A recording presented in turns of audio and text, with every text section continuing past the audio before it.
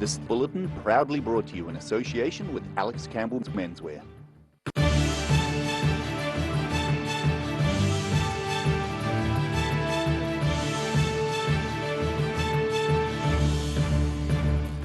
Tonight on the South today.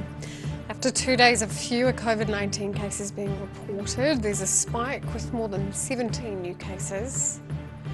The first day of level 3 restrictions are being celebrated in Dunedin, with people enjoying takeaway food and drink.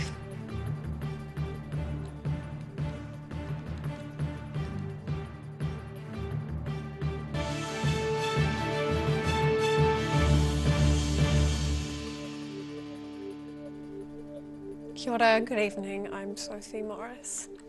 After 2 days of fewer people testing positive for COVID-19, more than 70 people returned positive tests over the last 24 hours. But the Director General of Health says it's to be expected. Director General of Health Ashley Bloomfield says there are 75 new COVID-19 cases in New Zealand today, up from 49 yesterday, but down on the Delta outbreak peak of 83. He says the upswing in numbers was expected. Now, this latest bounce in numbers is not unexpected. We did see this last April, when our numbers went from 89 on the 2nd of April to 71 the next day, then 89 again on the 5th, and then 67 the following day, then continued to fall. And I've actually got a visual aid today, sorry, not an A3, I'm only A4-sized visual aids today, but you can see how that bounced around. And in fact, one of the numbers was 53 one day before it bounced back up. So if we look at the smoothing of the average over the last 3 days, it is clear that on average the daily case numbers are lower than the peak in the early 80s. But of course, we will be watching carefully. There are 32 people in hospital, 8 in intensive care and 3 on ventilators. All are in Auckland hospitals. COVID Response Minister Chris Hipkins says vaccination rates are still steadily increasing. As of 11:59 p.m. last night, 3.5 million doses of the Pfizer vaccine have been administered in New Zealand. I do want to acknowledge that the rate of vaccination in New Zealand has stepped up significantly since mid-July, when we started receiving bigger deliveries of vaccine in New Zealand. We've increased the number of doses administered from around 190,000 per week to around 540,000 per week, an increase of 184% just in the last couple of weeks. Minister Hipkins also took a swipe at National and ACT over their push for Parliament to convene in person in Wellington, saying he didn't think many New Zealanders would be focused on the pantomime of parliamentary question time. He noted no Labour MPs travelled to Wellington. In Dunedin, the South today. An infringement notice has been issued to a University of Otago student who breached lockdown by flying from Auckland to Dunedin. The student was met by police on arrival in Dunedin on Monday. A spokeswoman earlier said police were informed on Monday of a person flying from Auckland to Dunedin without an exemption. Officers spoke with the person as they disembarked the plane, liaising with local public health officials about how to manage the situation. In a statement, police say an infringement notice is being issued today. With a shift to Alert Level 3 comes the return of coffee and fast food. But our film crews who ventured out at dawn found there was no frantic rush for takeaways and hot drinks in Dunedin. A shift to Alert Level 3 for everyone south of Auckland encouraged some Dunedin early birds to celebrate with a fast food fix at McDonald's on Andersons Bay Road, which had a steady stream of cars from when it opened at 7 a.m. We've been struggling to get takeaways for a long time, and we love McDonald's. It's daily for us, Monday to Friday, even the weekends before we go out. After we go out, a hungover Sunday, McDonald's is the go-to. Popular cafes around the city, such as Rhubarb and Roslyn, were open again for loyal customers to pick up a takeaway barista coffee and muffin. I'm happy just to come out and be able to get a proper coffee from my old mate Sam at Rhubarb, because they do a great job here. The St Clair Esplanade was bustling with bubbles of people enjoying the sunshine and a freshly made coffee. I just come down here the first morning, this place is open again, so that's my usual place I come to. on just about every day. Oh, I normally order Americana, coffee, and probably a scone or a muffin or something like that. For some, it was a taste of things to come as the country tries to get the more infectious Delta variant of COVID-19 under control. In Dunedin, the South Today. Dunedin students appear to be scrambling to find flats for next year as a housing shortage and the looming healthy home standards start having an early effect on the market. Students' associations say a decrease in the number of flats on offer means many students are struggling to find rental accommodation for next year, despite starting their searches earlier this year. OUSA President Michaela Waite-Harvey believes landlords are simply selling their properties to first-home buyers while property prices are favourable. Otago Polytechnic's President Ezra Tamati says the healthy home standards might also be playing a part. Golfers are able to go back on the fairways and greens under level 3 as long as they maintain social distancing.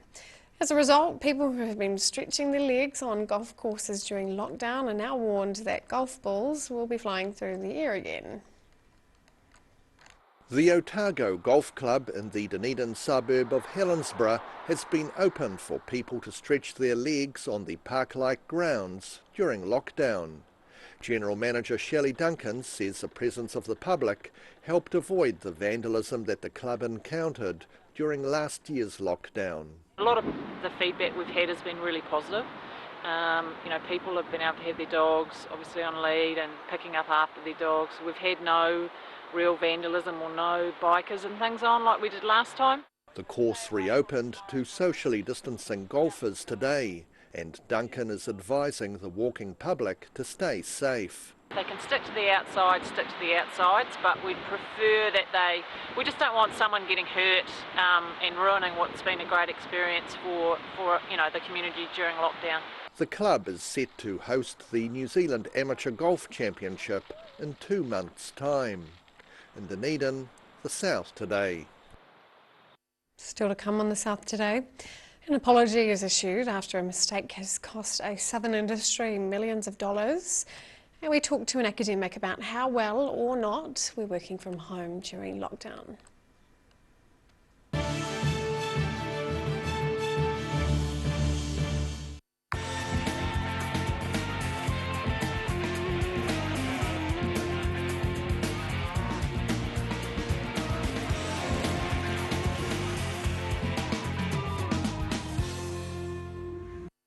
A poorly maintained heat pump can lose up to 35% of its output. The Mr. Heat Pump Cleaner team are experts. Their specially developed chemical wash is totally biodegradable. Call Mr. Heat Pump Cleaner and get the job done by the professionals. Hi, it's Lindsay here from Campbell Menswear. We have a massive manufacturer's clearance plus.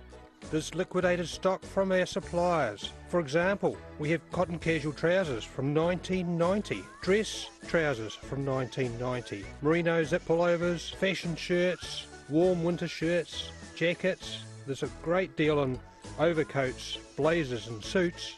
Come and check out our jeans. We're known for our jean selection. Alex Campbell Menswear, it fits. Come in and see the massive manufacturer's clearance at Alex Campbell Menswear. John's doing his bit to make lockdown better. Lockdown deals, 30 to 50% off while lockdown lasts. Shop online now and save. Pick up later or get delivered with contactless options available at level 3.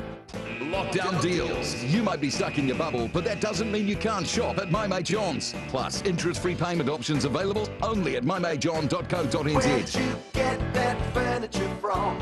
Stafford Street and My Mate John. Ah, TV, our favourite babysitter. But it can be tough keeping up with what our tamariki are watching.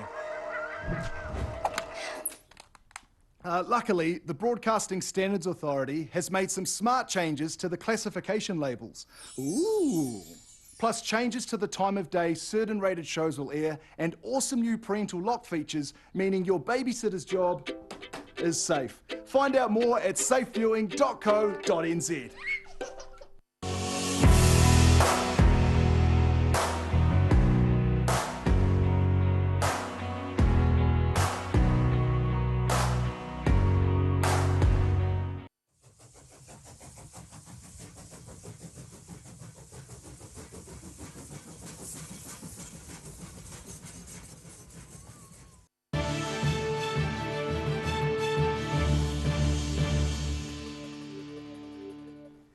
and welcome back.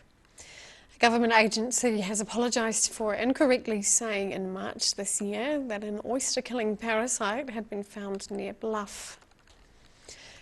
Biosecurity New Zealand originally thought that Bonemia austrae had been found in a routine test of wild oysters from Fovo Strait. Numerous public meetings and updates followed as those in the industry worried about what the future could hold, but no further oysters tested positive. The agency now says human error contributed to incorrectly interpreted results being reported. Biosecurity New Zealand is also looking to remove legal controls that prevent fishing in a small area of Fovo Strait. As the country returned to post-COVID normal last year, University of Otago's Paula O'Kane released a study about working from home. Preliminary survey results so far show 30% of respondents are finding it difficult to work from home. Many New Zealanders are working from home at the moment during alert levels 3 and 4. Dr. O'Kane joined Daryl Baser via Zoom this afternoon. Kia ora, Paula. How are you doing? Kia ora, I'm very well, thank you. So, for viewers who may not be aware of your research, what's your predominant area of study? So broadly speaking, I research in the area of human resource management, and within that, I'm part of the Work Futures Otago group. So we look forward to what the world of work might look like, you know, in 15, 20, 25 years' time. And as part of that, then we undertook a remote working survey during the 2020 lockdown.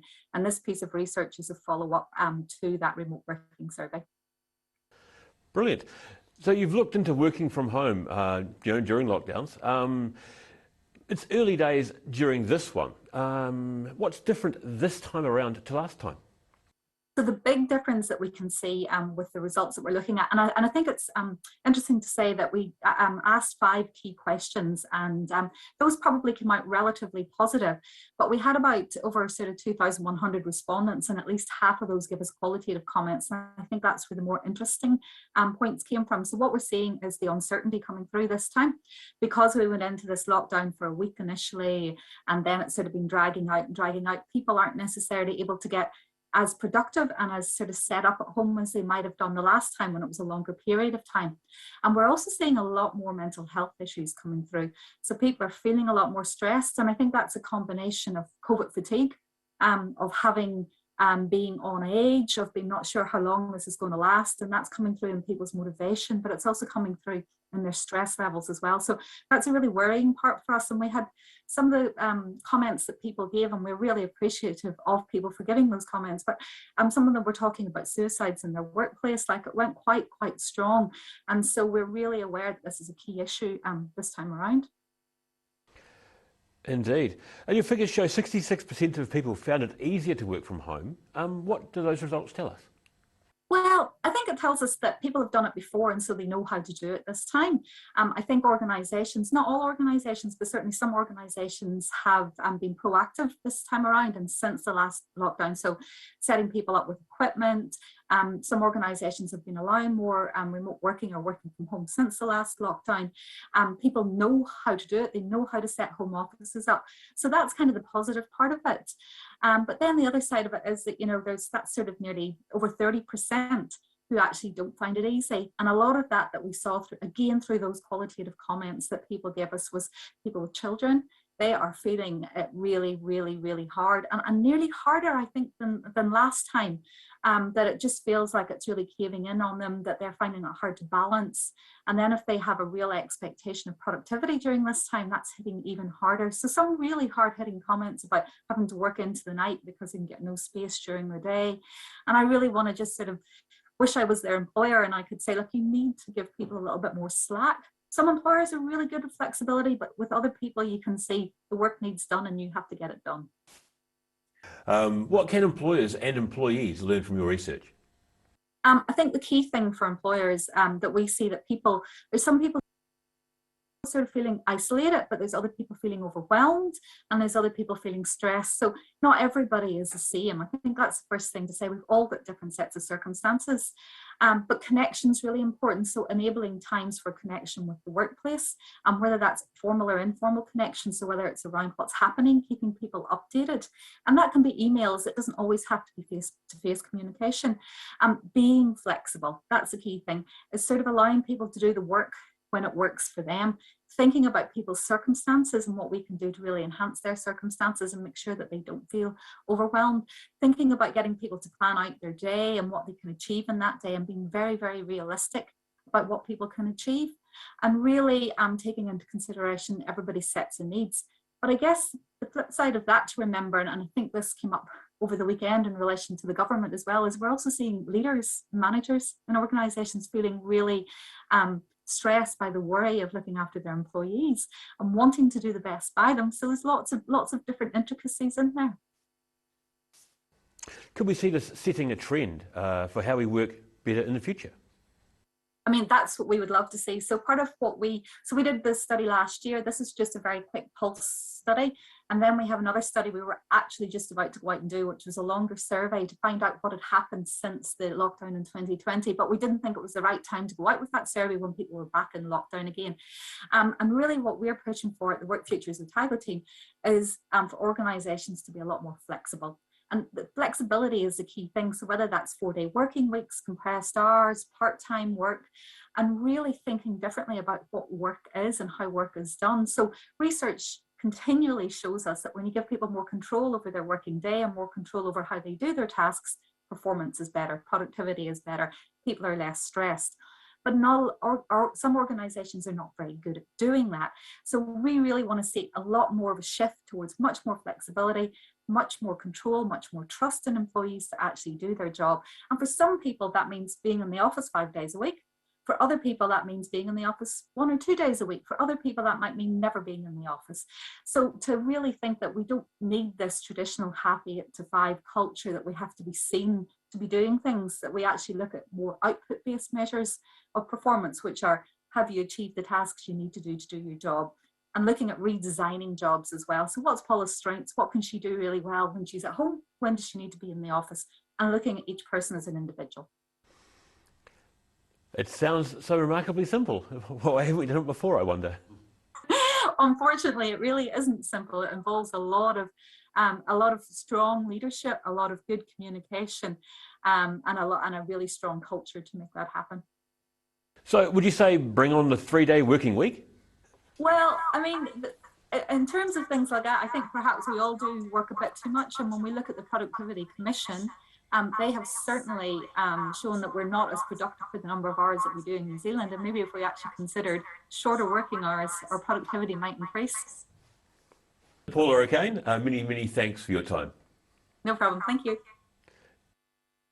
After the break on the South Today, we have a tale about a sea lion pup who broke COVID lockdown rules, and we take a look at the weather.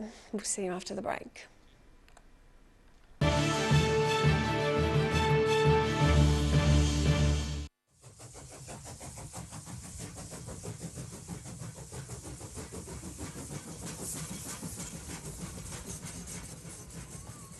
A poorly maintained heat pump can lose up to 35% of its output. The Mr. Heat Pump Cleaner team are experts. Their specially developed chemical wash is totally biodegradable. Call Mr. Heat Pump Cleaner and get the job done by the professionals. Hi, it's Lindsay here from Campbell Menswear. We have a massive manufacturer's clearance plus.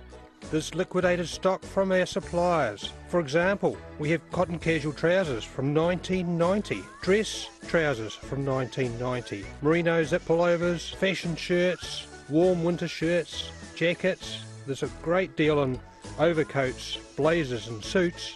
Come and check out our jeans. We're known for our jean selection. Alex Campbell Menswear, it fits. Come in and see the massive manufacturer's clearance at Alex Campbell Menswear. John's doing his bit to make lockdown better. Lockdown deals. Shop online now and save. Pick up later or get delivered with contactless options available at level 3. And my mate John. MTF Finance can help you turn the key on your next vehicle with a loan made just for you. TCs and lending criteria apply.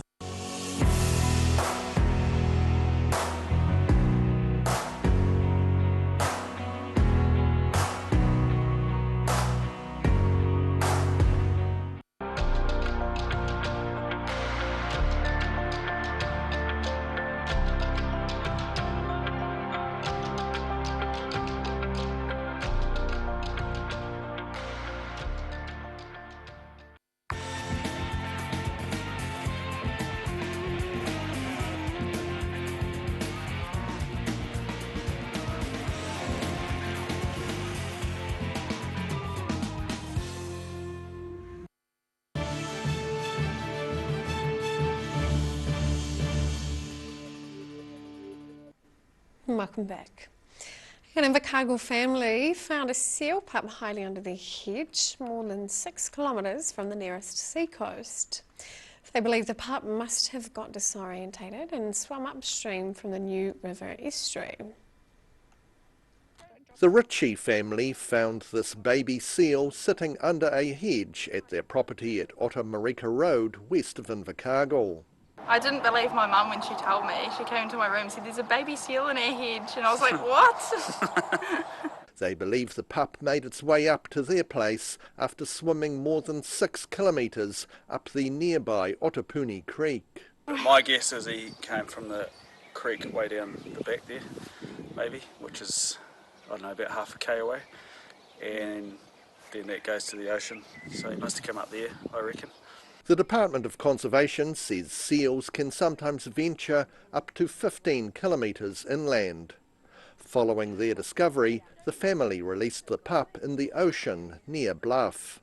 In Invercargill, the South Today. Now recapping tonight's top stories on the South Today. After 2 days of fewer COVID-19 cases being reported, there's a spike with more than 17 new cases.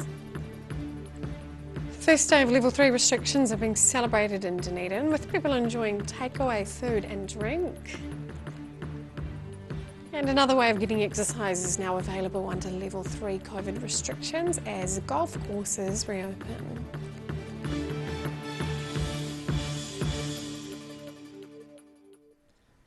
And time now for a look at the weather. Tonight's weather proudly brought to you by Mole Map.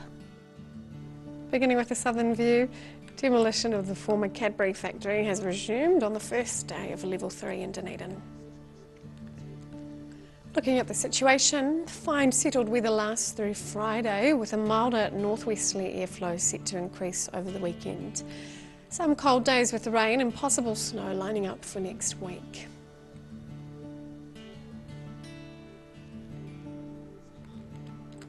Starting off with the southern towns, light winds, fine conditions and 13 degrees in the Catlins, Balclutha, Lumsden and Gore.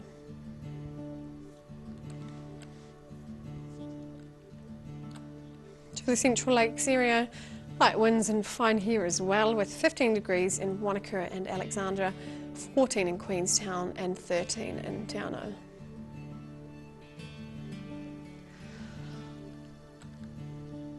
To the northern towns, light winds and some cloud on the coast, with 13 degrees in Oamaru and Timaru.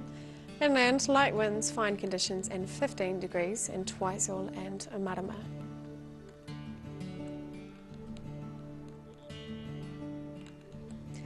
In Dunedin, some cloud tonight with northeasterlies and a low of 7. Fine tomorrow with some cloud and light variable winds. Still cool, a high of 13 and a low of 5. Milder on Friday with moderate northerlies developing, a high of 17 and a low of 6.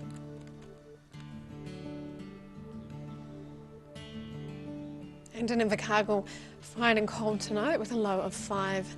Becoming fine and sunny tomorrow with cool southwesterlies dying out. Light frost possible tomorrow night, a high of 13 and a low of 1. Milder on Friday with sunny periods, high cloud and moderate northerlies, a high of 18 and a low of 9. That's all for our news today on this Wednesday. For the latest news from the southern region, head online to odt.co.nz or follow Channel 39 on Facebook and YouTube. Thanks for joining us. Ka kite anō.